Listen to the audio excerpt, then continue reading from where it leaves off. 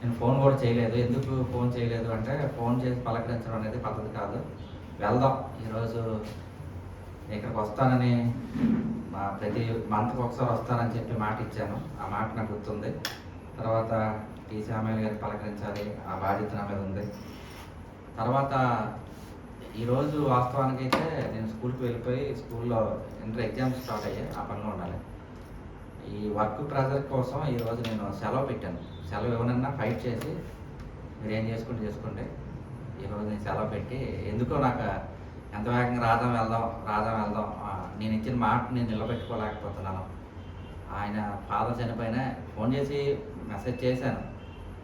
తర్వాత పాస్టర్ గారిని ఒకే చూసి చాలా రోజులైంది. ఒకసారి వెళ్ళి రావాలి అనే ఒక దీంతో సెలవు పెట్టేశాను. ఎందుకంటే సెలవు పెట్టకపోతే నేను వచ్చాక రోజు రాత్రి 8, 7 ఎలా అవుతుంది. మళ్ళీ యథాప్రకారం మిగతావన్నీ జరుగుతున్నాయి కనుక ఇది అవ్వదు అని చెప్పి ఈరోజు సెలవు పెట్టి ఉదయం అంతా ఇంట్లో ఉండి కొంచెం ఎక్కువ ప్రార్థన చేసుకోవడానికి అవకాశం దొరికింది. బ్రదర్ మీకు ముందుగా దేవునితో ఆయన వెళ్ళారు కనుక ధైర్యంగా ఉండవలసిందిగా కోరుతున్నాను. రెండవదిగా ఈ సంఘానికి నేను వస్తానని మాట ఇచ్చాను. నా మాట నాకు గుర్తుంది, మర్చిపోలేదు. అయితే ఏం జరుగుతుందంటే ప్రతి శుక్రవారం ఏదో ఒక ఆబ్లిగేషన్స్, ఒక 2 శుక్రవారాలు కలెక్టర్ గారితో రాత్రి 8 వరకు మీటింగ్స్, లేదా అక్కడ పార్వతీపురం దగ్గర సీతారామపూర్లో ఒక సంఘం ఉంటుంది. ఒక 4 శుక్రవారాలు అక్కడికి వెళ్ళి వాక్యం చెప్పవలసి రావడం. అయితే దేవుని పని కానీ లేకపోతే ప్రొఫెషనల్ ఆబ్లిగేషన్స్ కానీ ఈ విధంగా ఏదో ఒక ఆబ్లిగేషన్స్ రావడం వల్ల నేను రాలేకపోతున్నాను. అయితే నేను ఇచ్చిన మాట మీద దేవుడు నాకు సహాయం చేయడం ప్రారంభించండి. ఖచ్చితంగా మీరు వద్దన్నంత వరకు నేను వస్తూనే ఉంటాను. ఇది చివరిసారి కాదు, ప్రతి మంత్ వస్తానని నేను ప్రామిస్ చేసి వెళ్ళాను. ఆ ప్రామిస్ నాకు గుర్తుంది. దేవుడు నాకు త్వరగా అవకాశం ఇవ్వడానికి ఈరోజు రాదని చూస్తే చాలా బాధ అనిపించింది. మేము ఉన్నప్పుడు ఆ రోడ్లు బాగుండేవి కాదు. వెళ్ళిపోయిన తర్వాత చక్కగా అన్నీ చట్టటయ్యాయి. తర్వాత పాస్టర్ గారు అంటే నేను రాకపోయినప్పటికీ ఒక్కోసారి సీసీ కెమెరా చూస్తుంటాను, ఈ వాట్సాప్ గ్రూప్లో మెసేజ్ చూస్తుంటాను. ధన్య సిస్టర్ గారిని దేవుడు మళ్ళీ నడిపించాడు అని చెప్పారు. చెప్పించినప్పుడు నేను అనిపించింది, ప్రభా నాకు అలాంటి ఛాన్సెస్ నుండి మళ్ళీ నాకు కూడా పాస్ స్కూల్కి ట్రాన్స్ఫర్ చేస్తే బాగుంటుంది. ఓకే, మరి అక్కడ ఆవిడకి అద్భుతం చేశారు కదా, అది ఇంపాసిబుల్ అని పాస్టర్ గారు చెప్పారు. ఇంపాసిబుల్ జిఎంఆర్లో ఒకసారి వెళ్ళిపోయిన తర్వాత మళ్ళీ వెనక్కి రావడం ఇంపాసిబుల్. అయితే దేవుడు నడిపించారండి అని చెప్పినప్పుడు నేను వెంటనే నాకు చాలా ధైర్యం అనిపించింది. ఒకవేళ దేవుడు తీసుకువెళ్ళాలంటే ఖచ్చితంగా మళ్ళీ రాజం తీసుకువెళ్ళిపోతాడనే ఒక ధైర్యం నాకు వచ్చింది మీ వల్ల. అక్కడైతే పరిస్థితి ఏం బాగలేదు, నా కోసం ప్రార్థన చేయండి. ఈ మాటతో వాక్యాన్ని చూసుకోండి. వెళ్ళిపోదాం. తలవంచండి, ప్రార్థన చేసుకుందాం. ప్రభా, మరోసారి మా ప్రియులందరినీ కలుసుకోవడానికి మీరు ఇచ్చిన అవకాశం బట్టి ఉన్నాను. ఈ వాక్యాన్ని మీరు మాకు బోధించండి. నేను మాట్లాడే వాటిని నిష్ప్రయోజనమైన మీరే నాకు బోధించవలసిందిగా కోరుతూ ఈ వాక్యానికి మేము చూపెట్టే బాధ్యత మాకు ఇవ్వవలసింది ప్రార్థన చేస్తాను. దయచేసి బైబిల్ గ్రంథం ఉన్నవారు పేతురు రాసిన 2వ పత్రికని దయచేసి తెరవండి. పేతురు రాసిన 2వ పత్రిక 3వ మాట నేను చదువుతున్నాను. తన మహిమను బట్టి గుణాశయమును బట్టి మనల్ని పిలిచిన వారిని గురించిన అనుభవ జ్ఞానం మూలంగా ఆయన దైవశక్తి జీవమునకును భక్తికిని కావలసిన వాటన్నింటినీ మనకు దయచేసినందున దేవుని గురించినట్టు మన ప్రభువైన యేసుక్రీస్తు గురించినట్లయిన అనుభవ జ్ఞానం వల్ల మీకు కృపా సమాధానంలో విస్తరించిన గాక. ఈ పేతురు రాసిన పత్రిక ఈరోజు నేను చేసే ప్రయత్నం ఏంటి అంటే దీని నేపథ్యం చెప్తాను. దీని తాలూకా వావుడు అంతా కూడా ఒక 2 నిమిషాలు చెప్తాను. ఈరోజు ఒకే ఒక మాట ధ్యానం చేద్దాం. నా తాపత్రయం ఏంటి అంటే ఈ ఒక మాసం అంతా కూడా మీరు ఈ పేతురు పత్రికని ఆ కోణంలో ఆలోచన చేయగలిగితే పేతురు పత్రికల విషయాన్ని మనకి చాలా బాగా ఉపయోగపడుతుంది నా ఉద్దేశం. దేవుడు తన సంఘాన్ని ఏర్పాటు చేసుకున్నాడు. దేవుని సంఘం ఎప్పుడు ఉనికిలోకి వచ్చింది అంటే శిలువ రథం ద్వారా. యేసుప్రభు రావడం, భూమి మీద 33.5 సంవత్సరాలు పరిచర్య చేయడం, సమాధి చేయబడడం, తిరిగి లేకపోవడం మనకు తెలుసు.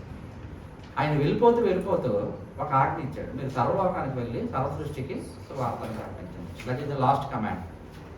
అతని తాలూకా లాస్ట్ కమాండే మనకి ఫస్ట్ కమాండ్ అవుతుంది. ప్రభు ఇచ్చిన చివరి ఆజ్ఞ భూమి మీద మీరు సర్వలోకానికి వెళ్ళి సర్వ సృష్టికి సువార్త చేయండి. అయితే అక్కడ ఉన్న ఆదిమ సంఘం శిష్యులు ఏం చేసేవారంటే ప్రతిరోజు ఇంటింటా కూడుకుంటూ రొట్టు విరుస్తూ ఈ విషయాలన్నీ అపోస్తల కార్యాలు ఉంటాయి. ఇంటింటా కూడుకుంటూ రొట్టు విరుస్తూ ఉండేవారు. ఇంటింటా కూడుకొని ప్రార్థన చేయడం మంచి పని, చెడ్డ పని అంటే మంచి పని. రొట్టు పెట్టడం మంచి పని, చెడ్డ పని మంచి పని. కొన్ని సందర్భాల్లో మంచి పనులు కూడా దేవుని చిత్తం వెలుపల చేస్తే దానివల్ల మనకు నష్టం. దేవుని చిత్తం కానీ మంచి పని కూడా నష్టమే. ఎందుకు చెప్తాను నేను మాట్లాడను? దేవుని చిత్తం కానీ మంచి పనే. ఇంటింటా కూడుకోవడం ప్రార్థన చేయడం చెడ్డ పని కాదు. రొట్టె ద్రాక్షారసాలు తీసుకోవడం చెడ్డ పని కాదు. బద్ది చేయడం ఏమాత్రం చెడ్డ పని కాదు. దేవుడు ఏమని చెప్పాడు? వీడికి సర్వసృష్టికి వెళ్ళి సర్వలోకానికి సువార్త ప్రకటించండి. కానీ మీరేం చేస్తారంటే ఒకే ఒక దగ్గర సెంట్రల్గా ఫోకస్ అయిపోతున్నారు. పర్టికులర్గా యెరూషలేములోనూ ఆ ప్రాంతాల్లో అక్కడే ఫోకస్ అయిపోయి వెళ్ళట్లేదు. ఇప్పుడు దేవుడు వీరి ద్వారా తన పని నెరవేర్చుకోవాలి. దేవుడు మన ద్వారా ఒక పని నెరవేర్చుకోవాలి అనుకుంటే దేవుడు మన ద్వారా ఎలాగైనా చేయించుకోగలడు. దానికి ఉదాహరణే ఈ పేతురు రాసిన పత్రిక. ఏం జరిగింది అంటే, ఈలోగా రోమా ప్రభుత్వాన్ని ఆ రోజు ఎవరు పరిపాలిస్తున్నారంటే నీరో చక్రవర్తి.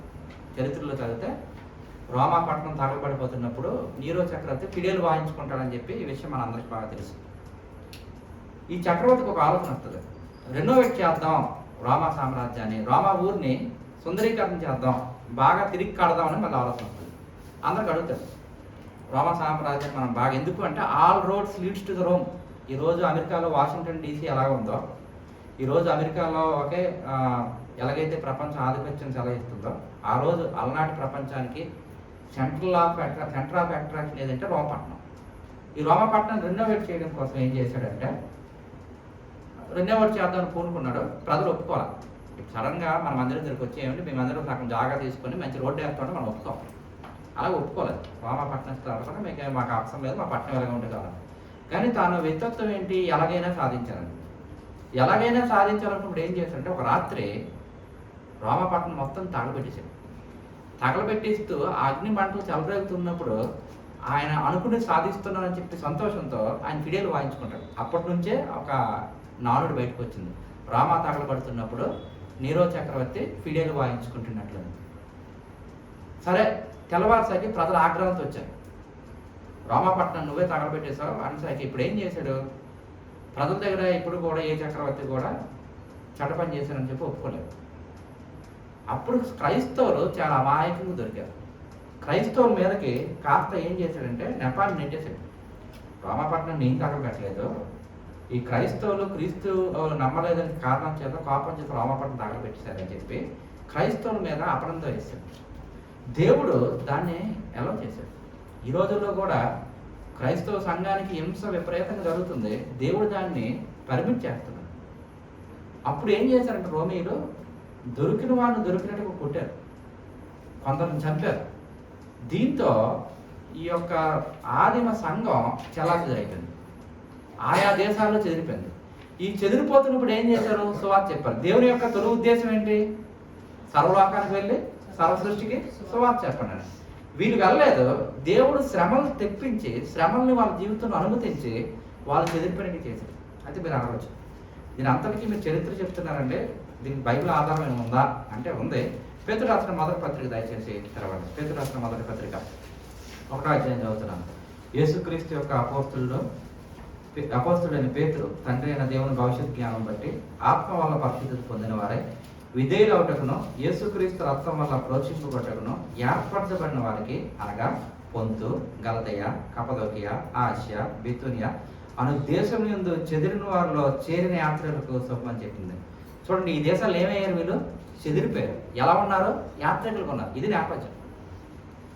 సో క్రైస్తవులకు శ్రమలు వచ్చినప్పుడు రోమాపట్నం నుండి క్రైస్తవులు పొంతు, గలతీయ, కపదోకియా, బితూనియా, ఆసియా అనే దేశాల్లో చెదిరిపోయారు. వాళ్ళు అడిగారు, దేవుడే కనుక ఉంటే ఒక క్రూడైన రోమా చక్రవర్తికి మాకెందుకు అప్పచెప్పాడు? అసలు దేవుడు ఏం చేస్తున్నాడని ప్రశ్న వచ్చింది. శ్రమలు రావడానికి కారణం ఏంటో వివరిస్తూ రాసిన పత్రిక పేతురు రాసిన మొదటి పత్రిక. సరే, శ్రమలు ఎందుకు వచ్చి అర్థం చేసుకున్నారు. శ్రమలు అయిపోయి అనేసరికి వాళ్ళలోకే దుర్బోధలు ప్రవేశించారు. ఎప్పుడు కూడా శత్రువు 2 విధాలుగా దాడి చేస్తాడు, external enemy and internal enemy. బయట శత్రువుని ఎదుర్కోవడం ఈజీ, బయట శత్రువుతో పోరాటం సులభం, లోన శత్రువుతో పోరాటం చాలా కష్టం. శ్రమలు ఎందుకు వచ్చాయంటే దేవుడు ఎందుకు శ్రమలు అంగీకరించాడు అందుకే పేతురు పత్రిక మొదట రాస్తాడు, మీ యొక్క విశ్వాసం అమూల్యమైంది, సువర్ణానికి అగ్ని పెడితే మరింత మెరుగవుద్ది కదా, మీ విశ్వాసం అమూల్యమైన విశ్వాసానికి శ్రమల ద్వారా దేవుడు మెరుగుపరచాలనుకుంటున్నాడు.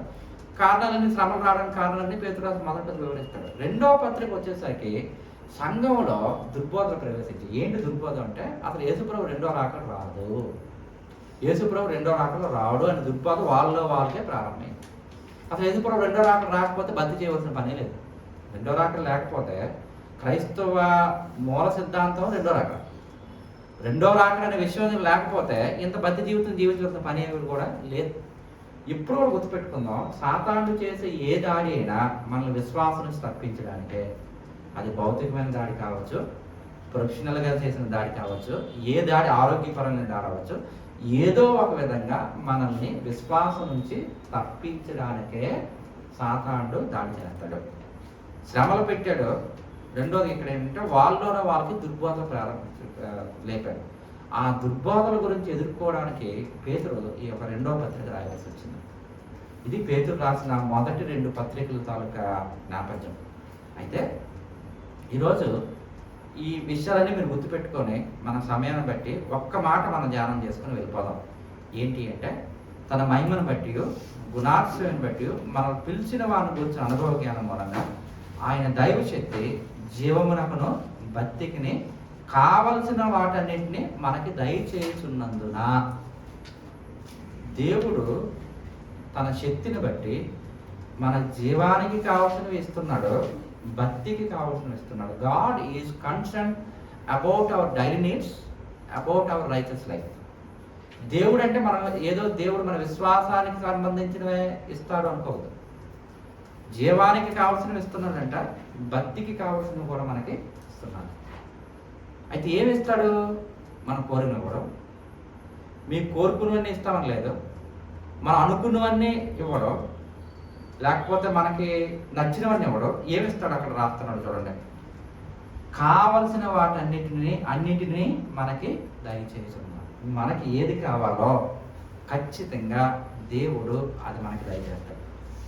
కొన్ని సందర్భాల్లో మనం కోరినంత దేవుడు ఇవ్వడం, మనం అనుకున్న ప్లాన్స్ అన్నీ జరగవు, కానీ మనకు కావాల్సినవి మన జీవితంలో ఏదైతే దేవుడు ఇది ఎసెన్షియల్ అనుకుంటాడో ఖచ్చితంగా అది దేవుడు మనకి దయచేస్తాడు. ఆయన దైవశక్తి ద్వారా దేవుడు మనకు దయచేస్తాడు.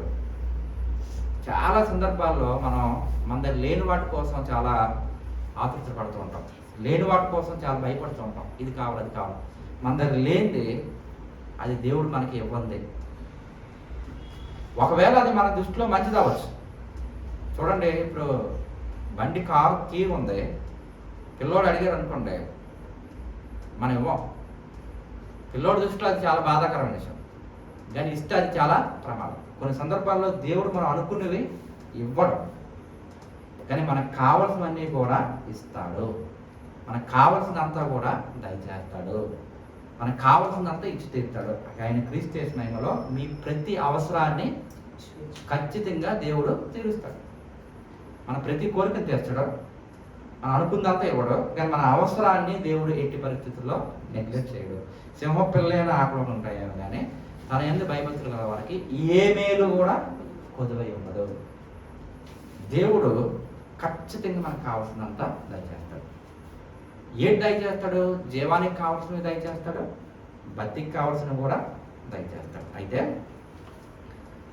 క్రైస్తవ జీవితంలో ఈ కింద వివరిస్తూ అంటాడు, ఒక 8 విషయాలు మీరు చేయండి. ఈ 8 విషయాలు మీరు చేస్తే మీకు తిరుగుండదు. తిరుగుండడం మాత్రమే కాదు, మీకు సమృద్ధి అయిన నిత్యజీవం లభిస్తుంది. సముద్రాన్ని నిత్యజీవం మాత్రమే కాదు, మీరు తొట్టెలరు అంటాడు. ఏంటో చదువుతాను చూడండి, కొంచెం ముందుకు వెళ్తున్నాను. 5వ వచనం చదువుతాను. ఆ హేతువు చేతనే మీ మట్టుకు మీరు పూర్ణ జాగ్రత్త గలవారే, విశ్వాసమందు సద్గుణమును, సద్గుణమునందు జ్ఞానమును, జ్ఞానమునందు ఆశానిగ్రహమును, ఆశానిగ్రహమందు సహనమును, సహనమునందు భక్తిని, భక్తి అందు సహోదర ప్రేమను, సహోదర ప్రేమ యందు దయను అమర్చుకోండి. ఇవి మీకు కలిగి విస్తరించినయల్లా అవి మన ప్రభువైన యేసుక్రీస్తు కూర్చుని అనుభవ జ్ఞాన విషయంలో మిమ్మల్ని సోమరులైనను నిష్ఫలైనను కాకుండా చేయను. ఇవి ఎవరికి లేకపోవనో వాడు తన పూర్వ పాపములకు శుద్ధి కలిగిన సంగతి మర్చిపోయి గ్రుడ్డివాడును దూరదృష్టి లేని వాడిని అవును. అందువల్ల సహోదరులారా, మీ పిలుపును ఏర్పాటును నిశ్చయం చేసుకుని మరీ జాగ్రత్త పడి మీరు ఇట్టి క్రియలు చేయవారైతే ఎల్లప్పుడూ తట్టులరు. అలాగే మన ప్రభువును రక్షకుడైన యేసుక్రీస్తు యొక్క నిత్యరాజ్యంలో ప్రవేశం మీకు సమృద్ధిగా అనుగ్రహింపబడను. ఒక 8 విషయాలు చెప్పి ఇవి కానీ ఉంటే మీరు తొట్టెలరు. దేవుని రాజ్యంలో మీకు సమృద్ధి అని నిత్యం లభిస్తుంది. ఇవి కానీ లేకపోతే మీరు గుడ్డివారులాగా ఉంటారు అంటున్నాడు. 8 విషయాలు చెప్పాడు. ఏంటి అంటే నెంబర్ 1 విశ్వాసం, విశ్వాసం నందు సద్గుణం, సద్గుణం నందు జ్ఞానం, జ్ఞానం నందు ఆశ నిగ్రహం, ఆశ నిగ్రహం నందు భక్తి, భక్తి నందు సహోదర ప్రేమ, సహోదర ప్రేమ నందు దయ. వీటిని అలవర్చుకోండి అంటున్నాడు. ఒక్కొక్క దాని గురించి మనం ధ్యానం చేసుకుని వెళ్ళవచ్చు. అయితే నేను ఆ పని కూడా ఈరోజు చేయను. ఒకే ఒక విషయాన్ని గురించి ధ్యానం చేసుకున్నాను. ఏంటి అంటే భక్తి. భక్తి అంటే ఏంటి? మనం భక్తి చేస్తున్నాం మనం అనుకుంటున్నాం. మనం చేసే ఈ ప్రక్రియ అంతా కూడా మనం భక్తి అనుకుంటాం. చాలా మందికి భక్తి అంటే వాళ్ళు ఒక్కొక్క ఇమేజ్, నేను ఎవరిని విమర్శించట్లేదు కానీ కొంతమంది భక్తి అంటే తెల్లవారుసారి లేచి చెప్పులు లేకుండా నడిచి చల్లీటితో స్నానం చేస్తే అది వారికి భక్తి.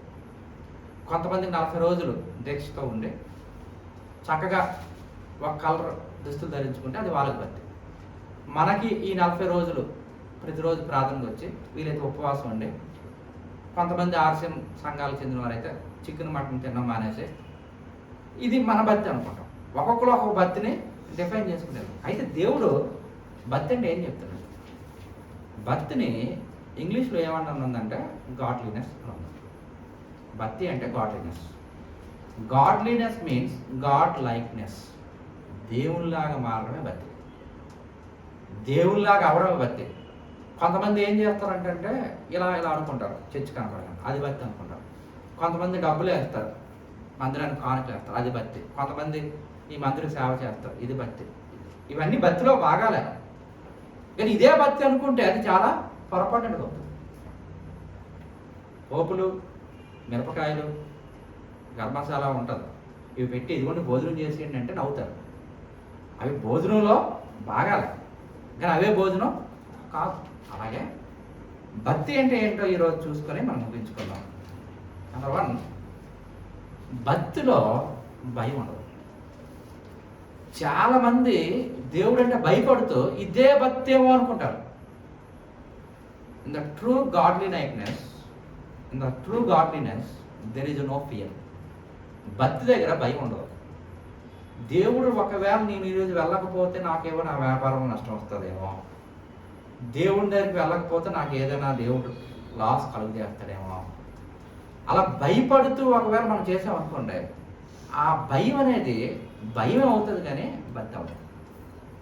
నిజమైన భక్తిలో భయం అనేది ఉండకూడదు. ఎక్కడైతే భయం ఉందో ఆ భయం దగ్గర అది భక్తిలా మనం అనుకుంటున్నాం కానీ అది నిజమైన భక్తి కాదని అర్థం.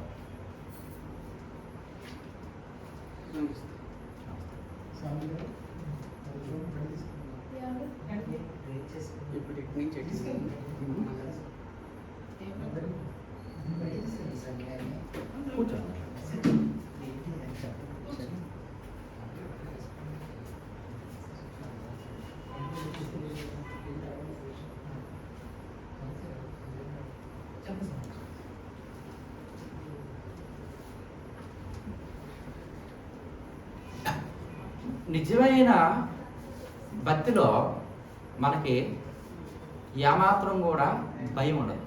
మరి భయం లేకుండా ఏముంటుంది?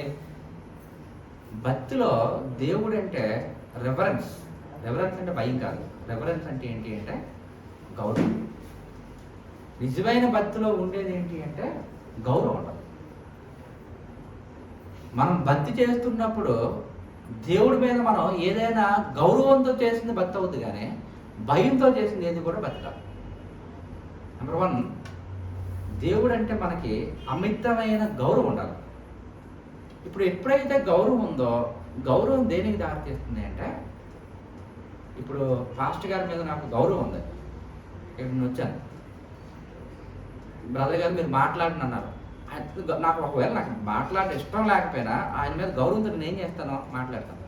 బ్రదర్ గారు మీరు కొంచెం కారు ఎక్కించుకొని అక్కడ చెప్పండి అని అనుకోండి, నిజమైనా నాకు మీ మీద గౌరవం ఉంటే ఏం చేయాలి? నేను మీ మాట నేను వింటాను. So reference leads to obedience. ఎప్పుడైతే దేవుడు అంటే గౌరవం ఉందో, గౌరవం ఉన్న మనకి దేవుడు అంటే ఖచ్చితంగా విధేయత ఉండదు. విధేయత లేకుండా భక్తి చేస్తున్నాను అనుకుంటే ఆ భక్తి కాదు. ఇప్పుడు ఎప్పుడైతే నాకు ఒబీడియన్స్ వచ్చిందో, మీ మీద నాకు గౌరవం ఉంది, మీ మాట నాకు విధేయత ఉంది, అప్పుడు నేను ఏం చేస్తానంటే మీ ఇష్టాన్ని నెరవేరుస్తాను. మీరు ఏమన్నారంటే, బ్రదర్ గారు ఈ వచ్చిన ఈ కాంగ్రిగేషన్ అంతటిని కొంచెం జిఎంఆర్ గేట్ దగ్గర దించేసేయండి అని అనుకోండి. అది మీ ఇష్టం, మీ ఆలోచన చొప్పున నేను నడుచుకుంటాను. అంటే మీ ఆలోచనలాగా నా ఆలోచన మార్చుకుంటాను. దాన్ని ఏమంటారంటే క్రైస్ట్ లైక్నెస్, దేవుళ్ళలాగా మారిపోతాం. ఇప్పుడు భక్తికి ఒకవేళ మనం డెఫినేషన్ కానీ రాసుకోవాలనుకుంటే, వాట్ ఈజ్ గాడ్లీనెస్ అని అనుకుంటే, దేవుణ్ణి గౌరవిస్తూ, దేవునికి విధేయత చూపిస్తూ, దేవుళ్ళలాగా మారిపోవడమే భక్తి. ఈ మూడు లేకుండా ఇంకేది చేసినా అది నిజమైన భక్తి కాదు.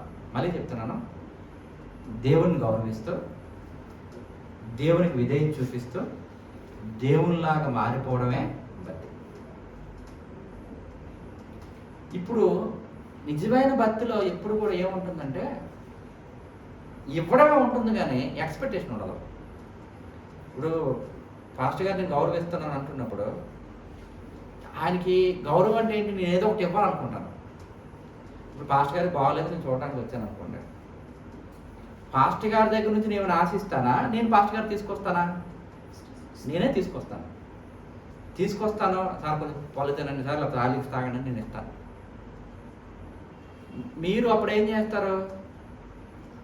మీరు ఒక చిన్న సహాయం అడిగారు అనుకోండి, ఏం లేదు బ్రదర్, కొంచెం మీ చెయ్యేయండి బ్రదర్, మీకు కొంచెం అలా మీ చెయ్యి పట్టుకుని నడుస్తాను అన్నారు అనుకోండి, ఖచ్చితంగా రండి సార్ అని చెప్పి నా భుజం వేస్తాను. నేను మిమ్మల్ని గౌరవిస్తున్నప్పుడు మీ దగ్గరకు వస్తాను, మీకు నేను తెస్తాను.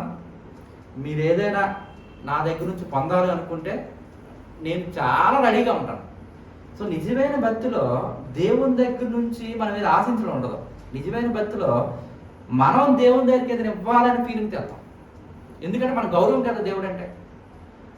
ఇప్పుడు చాలామంది ప్రభా నాకు ఇది కావాలి, ప్రభా నాకు అది కావాలి, ప్రభా ఈ కోరిక కావాలి, ప్రభా నాకు ఇది కావాలని ఆశిస్తున్నారంటే ఆశించడం నిజమైన భక్తిలో ఉండదు. అది ఫాల్స్ గాడ్లీనెస్. సో మళ్ళీ ఇంకొకసారి గాడ్లీనెస్ అంటే ఏంటి అంటే, అది భక్తి అంటే ఏంటి అంటే దేవుడిని గౌరవిస్తూ, దేవునికి విధేయత చూపిస్తూ, దేవునిలాగా మారిపోవడమే భక్తి. అయితే ఎందుకు ఇలా చేస్తే మనకేంటి? ఇలా దేవుళ్ళ మారితే మనకొచ్చేది ఏంటి? దేవుళ్ళ మారితే మనకొచ్చే ఉపయోగం ఏంటి? లేదా భక్తిలో ఉన్న లక్షణాలు ఏంటో ఒకసారి చూద్దాం. తిమోతి పత్రిక మొదటి దయచేసి తెరవండి. తిమోతి పత్రిక మొదటిది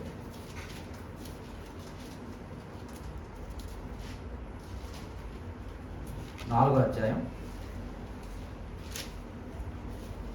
తిమోతి పత్రిక మొదటిది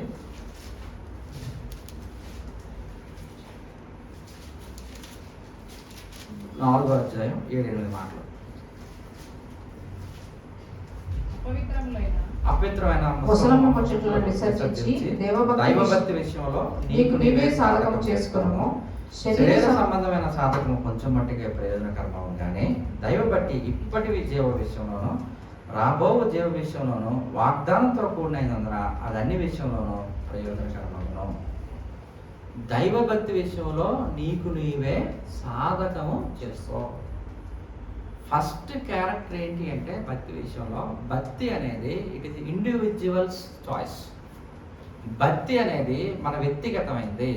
భక్తి అనేది అంటుకునేది కాదు. నేను భక్తుడైనంత మాత్రాన నా కొడుకు భక్తి రావాలని రూల్ లేదు. మన తల్లిదండ్రులు భక్తులైనంత మాత్రాన మనకు భక్తి రావాలని రూల్ లేదు. భక్తి అనేది ఏంటి సార్ నీ ప్రాబ్లం?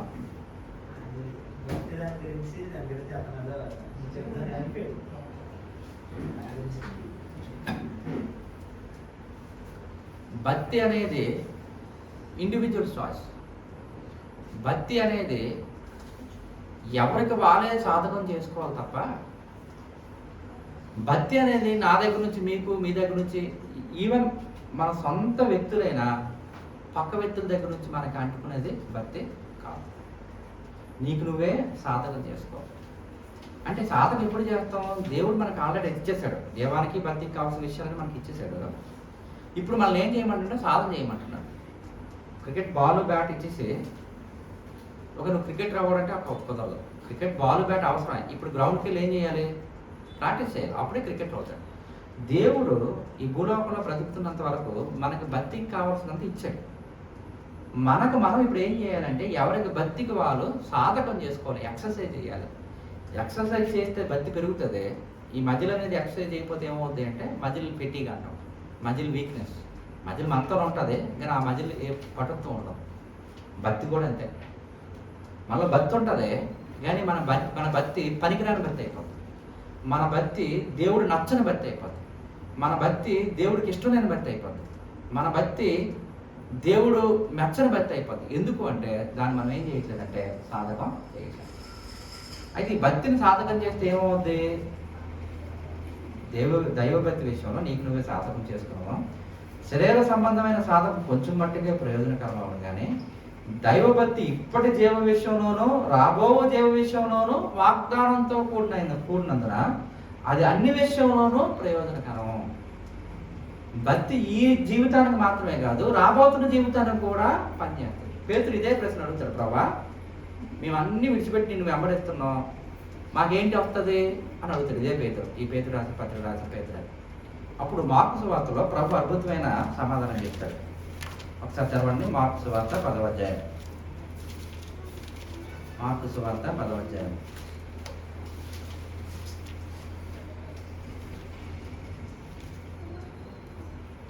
28వ వచనం. పేతురు, ఇదిగో మేము సమస్తాన్ని విడిచిపెట్టి నేను వెంబడించుతున్నా ఇంత చెప్పసాగాను. అందుకు యేసు ఇట్లను, నా నిమిత్తమును సువార్త నిమిత్తమును ఇంటినైనను అన్నదమ్ములైనను అక్కచిండ్రులైనను తల్లిదండ్రులైనను పిల్లలైనను భూమునైనను విడిచిన వాడు ఇప్పుడు ఇకమందు హింసతో పాటు 100 ఇండ్లను అన్నదమ్ములను అక్కచిండ్రులను పిల్లలను తల్లులను భూములను రాబోవు లోకమందు నిత్య జీవనం పొందునని మీతో నిశ్చయముగా చెప్తున్నాను. భక్తి అంటే చాలా మంది ఏమనుకుంటారంటే క్రైస్తవ జీవితం, క్రైస్తవ భక్తి పరలోకంలో దేవుడు బహుమతి ఇస్తాడు అనుకుంటారు. కాదు. వాక్యం చాలా క్లియర్గా చెప్తుంది. ఇప్పట్లో 100 రాబోతున్న జీవితంలో నిత్య జీవం. అందువల్ల తిమోతి పౌలు చెప్తా అంటున్నాడు, దైవభక్తి ఈ జీవానికి రాబోతున్న జీవానికి 2 జీవనానికి ఏంటి ప్రయోజనకరం. అందుకే నువ్వు దాన్ని సాధకం చేయి. అయితే ఒక విషయం గుర్తుపెట్టుకోవాలి. అంటే ఇక్కడ దేవుడిచ్చిన ప్రామిస్ ఏంటి అంటే 1% నువ్వు భక్తి కోసం కష్టపడితే 100 రిజల్ట్. నాకు తెలిసి ఏ హెచ్డిఎఫ్సి కూడా ఎంత ఇవ్వదు. 6.2 లేకపోతే 7.2 8.2 9.2 ఇది కదా వడ్డీ రేట్లు.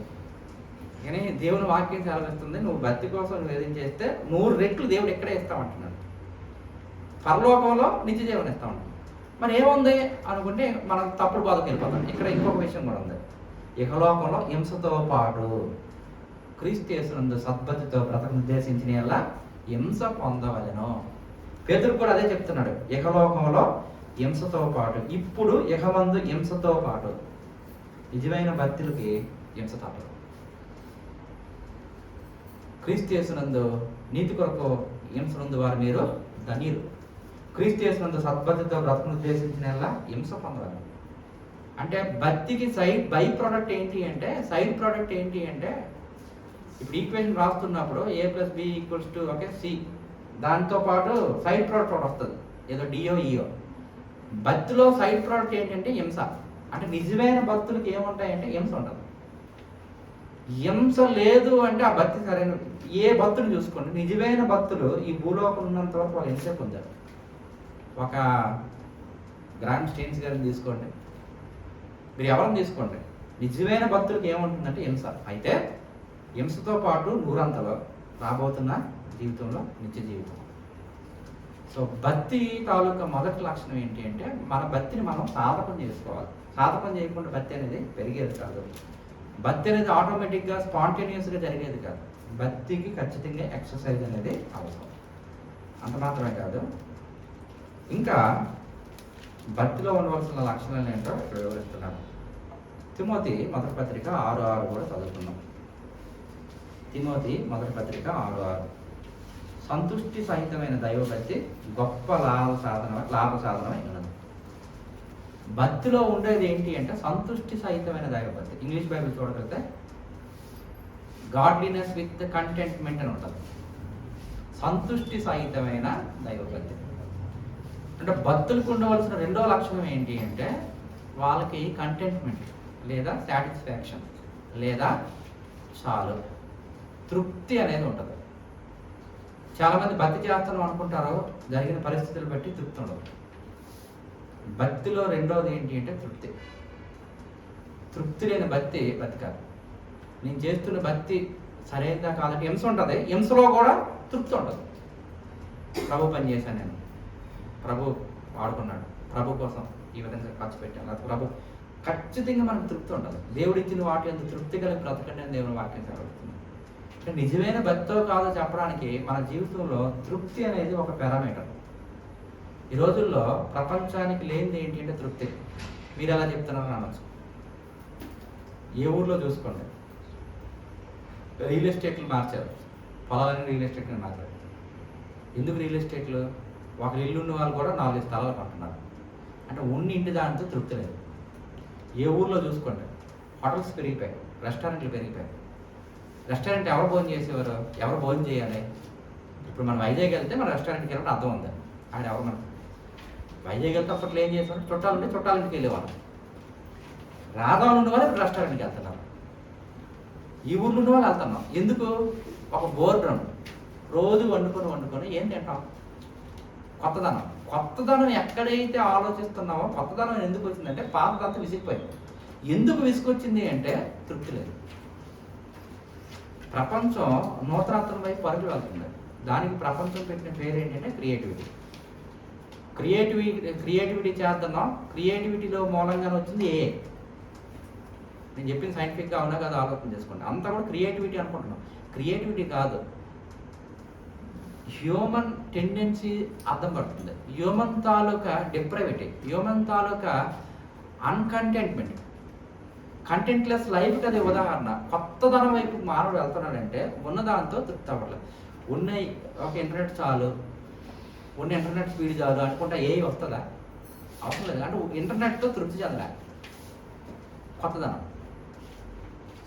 ఉన్న ఫోన్ చాలు అనుకున్నాం అనుకోండి, ల్యాండ్లైన్ చాలు అనుకుంటే సెల్ ఫోన్ వస్తుండేదా?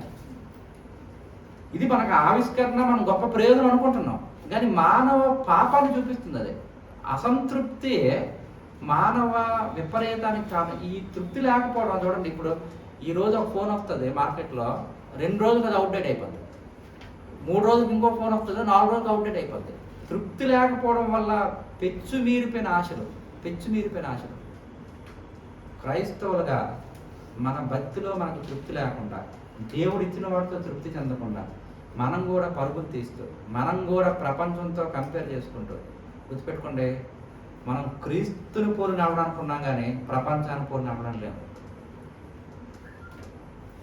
విశ్వాసానికి కర్తయు దాన్ని కొనసాగించేవాడైనా నీ తోటి లోకాన్ని చూసి నీ పొరుగు పందులో గెలవడం లేదు. విశ్వాసానికి కర్తయు దాన్ని కొనసాగించిన యేసు వైపు చూసి నడువు. మనం ప్రపంచంతో పోల్చుకున్న మరుక్షణం మనకు అసంతృప్తి వస్తుంది. లోకంతో పోల్చుకున్న మరుక్షణం మనకు అసంతృప్తి రేగిపోతుంది. మనం తృప్తితో ఉంటున్నప్పుడే మన భక్తి సరైన భక్తి. నెంబర్ 1, భక్తిలో మొదటి మెట్టు సాధకం చేయాలి. 2వ మెట్టు తృప్తి కలిగి జీవించాలి. 3వది చూద్దాం. తీతు రాసిన పత్రిక 1:1 చదువుకుందాం. తీతు రాసిన పత్రిక 1:1. దేవుడు ఏర్పరచుకుని వారి విశ్వాసం నిమిత్తమును నిత్య జీవనం గురించిన నిరీక్షణతో కూడిన భక్తికి ఆధారమాగు సత్య విషయమైన అనుభవ జ్ఞానం నిమిత్తం. చాలు. భక్తికి ఆధారమగు సత్య విషయం. ఒప్పుకుంటారంటే భక్తికి ఆధారం ఏమవ్వాలి? సత్య విషయం. మన భక్తికి బేసిస్ ఏది అంటే దేవుని వాక్యం. సత్య విషయం అంటే దేవుని వాక్యం. కానీ ఈరోజు భక్తికి బేసిస్ ఏంటి అంటే ఇమిటేషన్. ఎలాగో చెప్తాను చూడండి. మనం భక్తి ఎలా చేయాలి అంటే దేవుని వాక్యంలో ఇది ఉంది కనుక ఆయన గౌరవిస్తూ, ఆయనకు లోబడుతూ, ఆయనలాగా మారిపోవాలనుకోవడమే భక్తి కదా. మన డెఫినేషన్ చూసుకున్నాం. భక్తి అంటే దేవుని మీద గౌరవంతో, దేవునికి విధేయత చూపిస్తూ, దేవునిలాగా మారిపోవడమే భక్తి. మనం మారడానికి, మనం భక్తి చేయడానికి ఆధారం ఎవరు? దేవుడు, దేవుని యొక్క వాక్యం. అదే అంటున్నాడు, దైవభక్తికి సత్య విషయం, దైవభక్తికి ఆధారం మాకు సత్య విషయం. మళ్ళీ ఇంకోసారి చదువుకుందాం, అప్పుడు ఇంకా మనకు క్లారిటీగా అర్థమవుతుంది. తీతు 1:1 నిత్య జీవనం కూర్చున్న నిరీక్షణతో కూడిన భక్తికి ఆధారమగు సత్య విషయం. భక్తికి ఆధారం ఏంటి? అయితే భక్తికి ఈ రోజుల్లో ఆధారం సత్య విషయం కాదు. ఎక్కడో నేను విమర్శించట్లేదు, హల్లెలూయా అని చేతులు ఊపుతారులా. ఆ చూసిన తర్వాత ఓహో భక్తి అంటే ఇదే కావాలా అని మనం ఇక్కడ హల్లెలూయా అని చేతులు ఊపుతాం. చేతులు ఊపడం తప్పట్లే, మనం వాళ్ళని చూసి అది చేయడం భక్తి అనుకుంటున్నాం తప్ప, కానీ దేవుని గ్రంథంలో ఏముందో అది మనం చేయట్లే. మీకు ఉదాహరణ చెప్తాను. నేను ఒకరోజు భీమవరంలో వాక్యం చెప్పడానికి పిలిచాను, వెళ్ళాను. నన్ను మా జూనియర్ పిలిచాడు, అన్న అన్న అని చెప్పి వాక్యం చెప్పాను. చెప్పింది ఇలాగే ఇలాంటి చొక్క వేసుకొని చెప్పాను. ఒక ఆయన వచ్చాడు, ఎబ్రోన్ సంఘం. అన్న అండి పార్థిపురం వచ్చానండి, నువ్వు రక్షణ పొందావా, నీకు మార్మల్ సంఘం ఉందా అని అడిగాడు ఆయన. రక్షణ పొందాను. నేను తీసుకెళ్ళి వెళ్తే కొంచెం ఫీల్ అవుతానేమనుకుని, అన్న సేవకుడు, అన్న నాన్నగారు మంచి సేవకుడు అండి, పార్థిపురంలో పెద్ద మినిస్ట్రీ ఉందంటే, మీ నాన్న రక్షణ పొందాడా? మా నాన్నగారి గురించి ఆయనకి ఏం తెలియదు. మీ నాన్న రక్షణ పొందాడా? మీ నాన్న నూతన జీవిత అనుభవం ఉందా అని కొంచెం పొందాడా? సరే, దాన్ని కూడా నేను అంగీకరించాను. ఓకే, పెద్ద అయింది కదా, చాలా తప్పేమో అని వెంటనే అడిగాడు, నువ్వు రక్షణ పొందలేదు అన్నాడు. నేను రక్షణ పొందానో పొందలేదో మా అప్ప చూసి డిసైడ్ చేశాడు ఆయన. ఏంటి, ఎందుకండి మీరు అంకుల్ గారు అలా అన్నారండి అన్నాను. నువ్వు రంగు చొక్క వేసుకుని వాక్యం చెప్పావు, నువ్వు రంగు చొక్క వేసుకుని వాక్యం చెప్పాను, నువ్వు రక్షణ పొందలేదు. Statement recorded. రంగు చొక్క వేసుకున్న వాళ్ళు రక్షణ పొందలేదు, తెల్ల చొక్క వేసుకుంటే రక్షణ పొందారు. అలా అనుకుంటే పొలిటీషియన్స్ అందరూ రక్షణ పొందారు, అంతే కదా? పొలిటీషియన్స్ అందరూ కూడా రక్షణ పొందినట్టుగా. ప్రమాణం ఏమివ్వాలి? మన క్రమం ఏంటి? అన్నగారు పెట్టిన దైవ క్రమం. అన్నగారు బయట బట్టలు వేసుకొని చెప్పారు, అన్నగారు బ్యాగ్ వేసుకొని జీసస్ సేవ్స్ అని చెప్పారు. అంటే నేను కొంచెం మంచివాడిని కాదు, ఇంకోళ్ళు అనుకోవద్దు. అంటే తప్పును సరి చేయడానికి బాగా నా మీద భావిస్తుంది కదా. మంచిది అంకుల్ గారు, బాక్సింగ్ అంకుల్ గారు 16 గంటలు ప్రార్థన చేశారు, మీరు 8 గంటలు ప్రార్థన చేశారు అడిగారు. ఆన్సర్ లేదు. బాక్సింగ్ గారు ఎప్పుడు సెల్ ఫోన్ పట్టుకోలేదు, మీరు ఎందుకు పట్టుకుంటున్నారని అడిగారు. ఆన్సర్ లేదు. అంటే మనకి కావాల్సిన విషయాల్లో అప్పుడు చెప్పాను, భక్తికి ఆధారం దేవుడు వాక్యం కానండి, బాక్సింగ్ గారు కాదు. బాక్సింగ్ గారు తప్పు వాళ్ళు, దైవజనులు గౌరవిస్తాం, అభిమానిస్తాం, అన్నీ చేస్తాం. ఆయన కూడా ఉంటే బాధపడి ఉండేవాడు. ఇప్పుడు చాలా మందికి ఏంటి అంటే, పరిపక్వంగా ఎబ్రోన్లో చూడండి, బయట బట్టలు వేస్తారు, జీసస్ సేవ్స్ అని బ్యాగ్ వేస్తారు, అదే భక్తి అనుకుంటారు. నేను చెప్తుంది ఏంటి అంటే, మీ భక్తికి ఆధారం మీ తాలూకా బయట వేషం కాదు. మీ భక్తికి ఆధారం ఏంటంటే, కొంతమంది ఏం చేస్తారంటే చౌరూరు ముక్కులో తీసేసి, ఎందుకు తీస్తారంటే మా అక్కలు తీసేశారు. అక్కలంటే పెద్దలు. భక్తికి ఏం చేస్తారంటే మనుషులు కల్పించిన పద్ధతులనే దైవోపదేశాలను బోధిస్తూ ఇదే భక్తి అంటున్నారు. కొంతమంది ఏం చేస్తారో కుర్చీ వేస్తారు, కుర్చీ వేసి ఓకే నాన్నగారు ఆత్మీయకు వస్తుంది అంటారు. కొంతమంది ఏం చేస్తారంటే ఒక సమాధి నుంచి మట్టి తీసుకువెళ్ళి ఆ మట్టిని ఓకే మీకు మేలు కలుగుతుందని చెప్తారు. ఇదంతా ఏంటి? దేవుని వాక్యానుసారమైన భక్త? ఇదంతా మనుషులు కల్పించిన పద్ధతులు. మన భక్తికి గుర్తుపెట్టుకోండి, దైవజనులైన వారిని మనం గౌరవించాలి, దైవజనులైన వారిని అభిమానించాలి, దైవజనులైన వారిని వాళ్ళని రెట్టింపు సన్మానానికి యోగ్యులుగా ఉంచాలి. కానీ ఏ దైవజనుని పూజించడానికి వీలు లేదు, దేవుని మాత్రమే పూజించాలి. పూజించవలసింది దేవుణ్ణి, గౌరవించవలసింది దైవజనుని. ఇప్పుడు మన క్రైస్తవ సమాజం ఎలా తయారైంది అంటే, దైవజనుల్ని పూజిస్తున్నారు, దేవుణ్ణి పక్కన పెడుతున్నారు. దేవుని యొక్క పూజను ఏ దైవజనుడు ఒకవేళ దొంగిలించినా అది దైవ దోషమే, అదే విగ్రహారాధన. వాళ్ళెంత గొప్ప వాళ్ళైనా కావచ్చు. దేవుని యొక్క మహిమను ఎవరికి ఇవ్వడానికి వీలు లేదు. మూడో పాయింట్ ఏంటి అంటే, భక్తికి ఆధారం దేవుని వాక్యం అయి ఉండాలి. భక్తికి ఆధారం మనుషులు కల్పించిన పద్ధతిలో అవ్వకూడదు. నాలుగోదిగా భక్తి అంటే ఏంటో చూసుకొని ముందుకు వెళ్ళిపోదాం. యాకోబు పత్రిక మొదటిది, యాకోబు రాసిన పత్రిక 1:27 చదువుతున్నాను. యాకోబు రాసిన పత్రిక 1:27.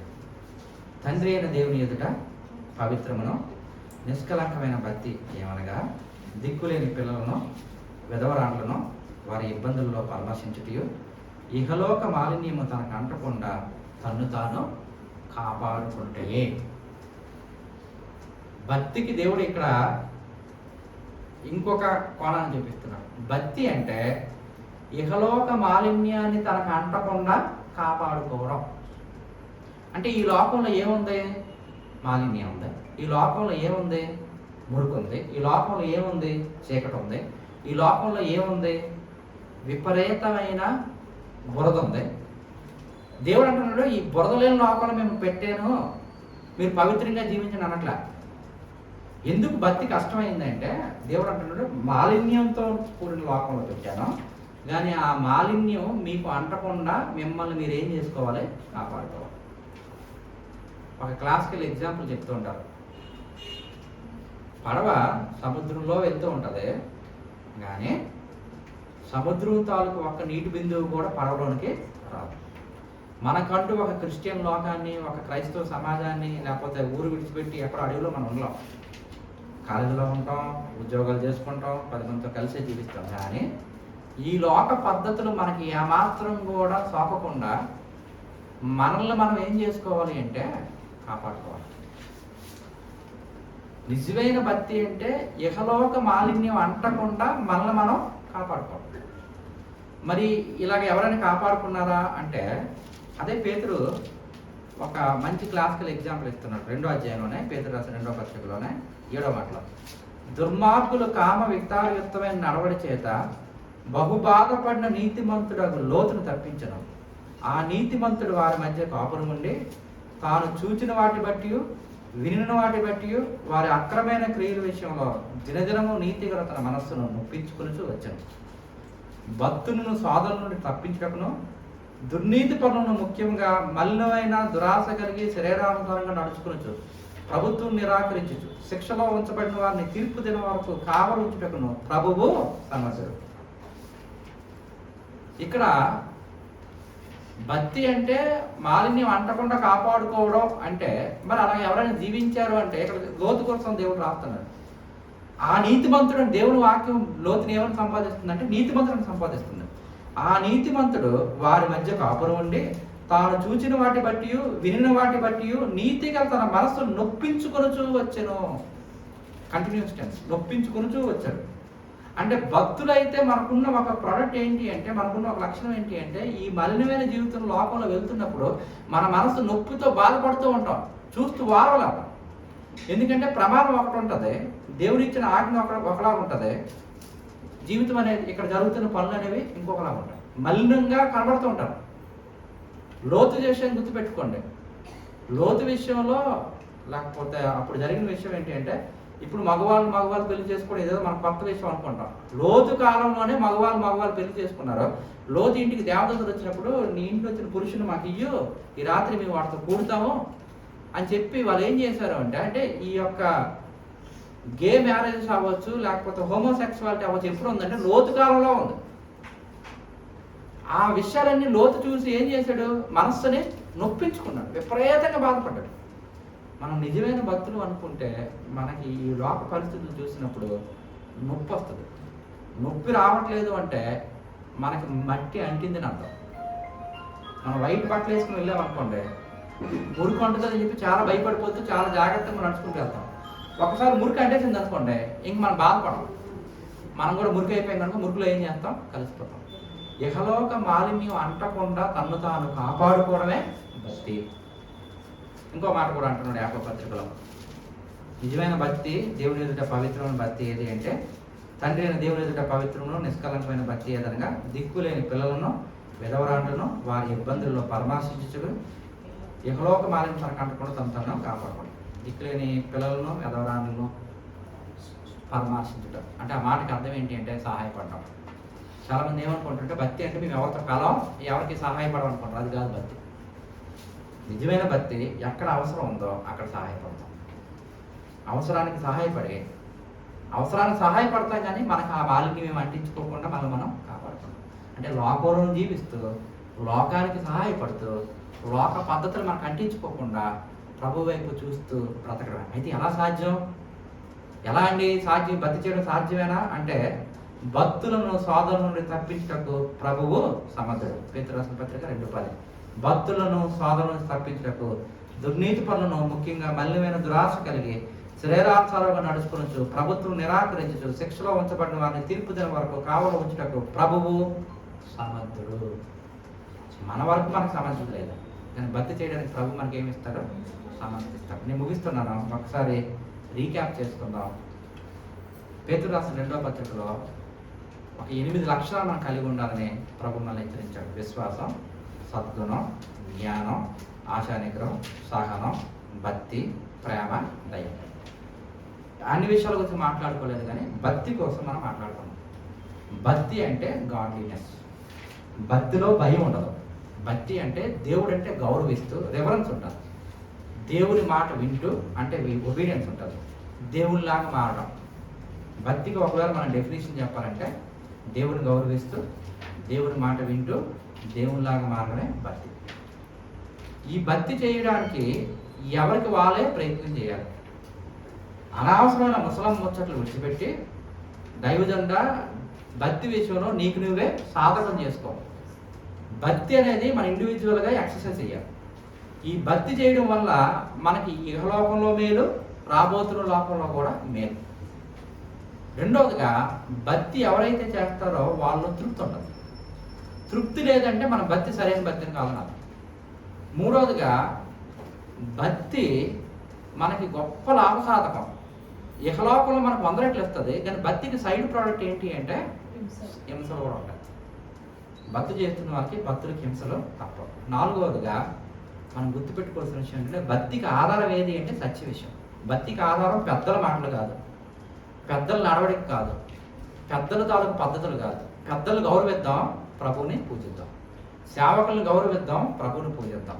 సేవకులను సన్మానం చేద్దాం, ప్రభువుని పూజిద్దాం. అయితే ఈరోజు ప్రమాదవశాత్తు ఏం జరుగుతుంది అంటే, సేవకులు చెప్పిందే వేదం, దేవుని వేదంలో ఏం చెప్పారు అదే పక్కన పెట్టేస్తున్నాం. భక్తికి ఆధారం ఏమవ్వాలి అంటే దేవుని వాక్యం అవ్వాలి తప్ప, కానీ మనుషులు కల్పించిన పద్ధతులు ఏమాత్రం అవ్వకూడదు. సరే, ఇంతకీ ఈ భక్తులు ఏం చేస్తారు? తమకి మాలిన్యాన్ని అంటకుండా చూసుకుంటారు. ఇంకా భక్తులు ఏం చేస్తారు? సహాయం చేయగలిగిన వారికి, సహాయం పొందగలిగిన వారికి, ఎవరైతే అవసరాలు ఉంటారో వారికి సహాయం చేస్తారు. ఇది భక్తి. ఒకసారి మోకరిద్దాం. మన జీవితంలో మన భక్తి ఎలా ఉంది? ప్రభు కోరే భక్తి ఇది. ప్రభు కోరే స్టాండర్డ్ ఇది. భక్తికి ప్రభు ఇచ్చే డెఫినేషన్ ఇది. మనం భక్తి ఎలా చేస్తున్నాం? ప్రభు అంటే భయపడుతూ మనం వస్తున్నామా? ప్రభు మీద గౌరవంతో వస్తున్నామా? భయపడుతూ వచ్చిన వాళ్ళు ఏం చేస్తామంటే నటిస్తాం, విధేయత చూపించడం. ప్రభువుతో గౌరవంతో వచ్చిన వాళ్ళు ఏం చేస్తాం? ఖచ్చితంగా విధేయత చూపిస్తాం. ఎప్పుడైతే విధేయత చూపించామో ప్రభులా మనం మారుతాం. ప్రభులా మారిన మనం భక్తిని సాధకం చేస్తాం, తృప్తి కలిగి జీవిస్తాం, మాలిన్యాన్ని అంటకుండా బ్రతుకుతాం, ఇతరులకు సహాయం చేస్తాం. అట్టి ధన్యతను పరిశుద్ధాత్మ దేవుడు మాకు అనుగ్రహించుగాక. ఆమేన్.